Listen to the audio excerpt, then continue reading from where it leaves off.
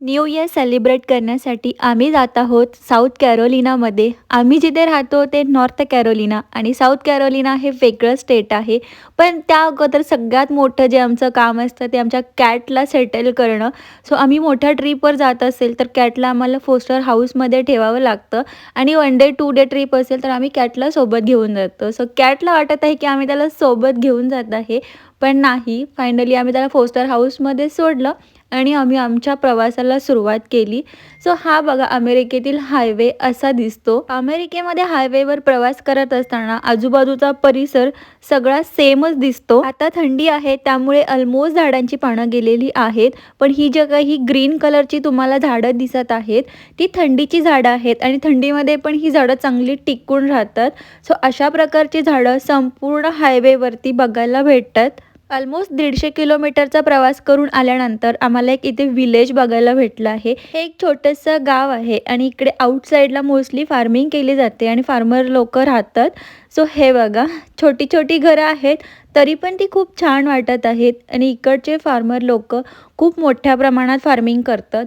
आता ही जी तुम्हाला मोकळी जमीन दिसत आहे ही सर्व शेतजमीन आहे आणि इथे खूप मोठ्या प्रमाणात शेती केली जाते. एका एका शेतकऱ्याकडे भरपूर मोठी जमीन असते. त्यानंतर मला इथे एक रेल्वे दिसली. छोटीशी मालगाडी आहे, पण ही कोणत्याही गव्हर्नमेंटची नसून ही प्रायव्हेट ओनरची रेलगाडी आहे. थोडंसं पुढे आल्यानंतर इथे एका फार्मरने त्याच्या फार्मवर हे खूप छान असं क्रिसमसचं डेकोरेशन केलेलं बघायला भेटलं. बऱ्याच मोठ्या एरियामध्ये यांनी डेकोरेशन केलेलं आहे. ऑलमोस्ट 250 किलोमीटर प्रवास करून आम्ही फायनली पोहोचलो आहोत साऊथ कॅरोलिनामध्ये. इथे बघण्यासाठी भरपूर गोष्टी आहेत. सो समोरच बघा हॉलिवूड वॅक्स म्युझियम आहे. सो वेळ भेटला तर आम्ही हेही नक्कीच बघणार आहोत. त्यानंतर मला इथे एक दिसलं आहे सी फूड रेस्टॉरंट, ज्याच्यामध्ये क्रॅब आणि फिश खूप छान पद्धतीने यांनी लावलेले आहेत. इथे भरपूर टुरिस्ट लोकेशन्स आहेत, खूप सारे पॉईंट्स आहेत बघण्यासारखे. सो आता पुढच्या 6 दिवसांमध्ये आम्ही भरपूर गोष्टी बघणार आहोत. हे समोरच बघा एक वॉटर पार्क आहे, पण सध्या थंडी चालू असल्यामुळे ते बंद आहे.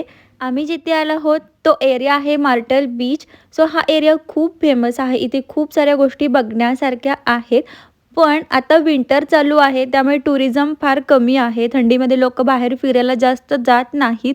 समरमध्ये मात्र इथे खूप गर्दी असते. आजचा आमचा फर्स्ट डे आहे. सो फर्स्ट डेला आम्ही फक्त आराम करणार आहोत, कारण 250 किलोमीटर प्रवास करून आल्यानंतर फिरण्याची इच्छाच नाही आहे. सो आत्ता आम्ही आलो आहोत आमच्या हॉटेलवर आणि हे आहे आमचं हॉटेल. आता पुढचे काही दिवस आम्ही इथेच राहणार आहोत. सो हे हॉटेल आतून बाहेरून कसं आहे हे मी नेक्स्ट व्हिडिओमध्ये तुम्हाला दाखवेन.